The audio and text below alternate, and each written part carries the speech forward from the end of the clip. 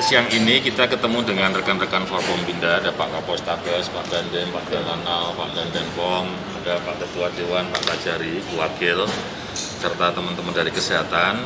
Tadi sudah dijelaskan secara detail oleh Kepala Dinas Kesehatan situasi yang berkembang di Semarang terkait COVID sampai hari ini.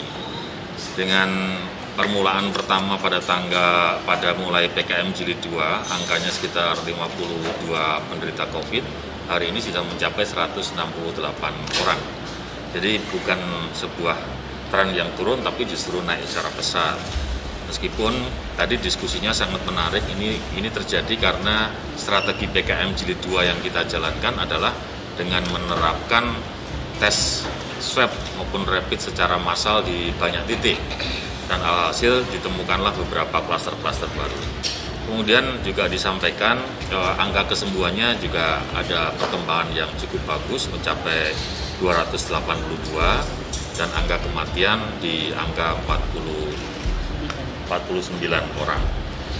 Jadi setelah berdiskusi cukup panjang, akhirnya kita memutuskan PKM ini akan kita perpanjang sampai Jilid 3. Jadi akan dimulai 8 Juni sampai tanggal 21 Juni. Tapi ada beberapa hal yang kita lakukan modifikasi sedikit, terutama di dalam perwal PKM Jilid 3 ini. Yang pertama yang kita rubah adalah aktivitas kegiatan tempat ibadah.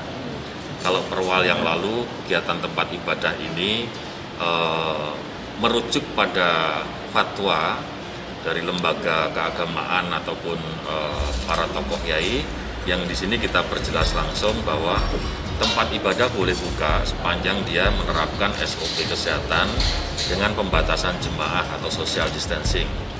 Nah, kemudian pengelola tempat ibadah itu diharapkan untuk melaporkan serta membuat surat pernyataan kesiapan mengenai SOP kesehatan kepada gugus tugas di wilayah masing-masing.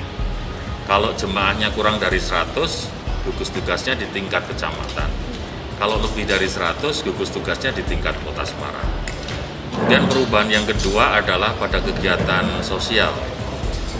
Pernikahan dan juga pemakaman tetap diperbolehkan. Kalau kemarin pembatasannya 10 orang, hari ini pembatasannya kegiatan ini maksimal 30 orang. Tapi tetap dengan menekankan unsur SOP kesehatan. Yang di tempat lain yang perubahan adalah di sisi tempat hiburan. Masih tetap kita minta mereka tidak membuka jam operasi, tapi ada satu tempat yang kemarin masuk di Dinas Pariwisata, yaitu olahraga biliar. Olahraga biliar yang nanti akan kita masukkan di dalam pemahaman definisi kegiatan berolahraga, yang di dalam perwal ini juga sudah mulai kita buka kelonggarannya. Artinya kalau punya Pemkot mungkin di Trilomba Juang akan menjadi role model bagaimana orang berolahraga tapi tetap menerapkan SOP kesehatan. Tracknya nanti akan dibatasi berapa orang yang bisa lari, kemudian alat-alat fitness yang ada di Lomba Juang sementara kita tutup. Bulu tangkis lainnya yang ada sekarang kan berapa sih ya? 6 ya? 6, hanya 3 yang boleh beroperasi.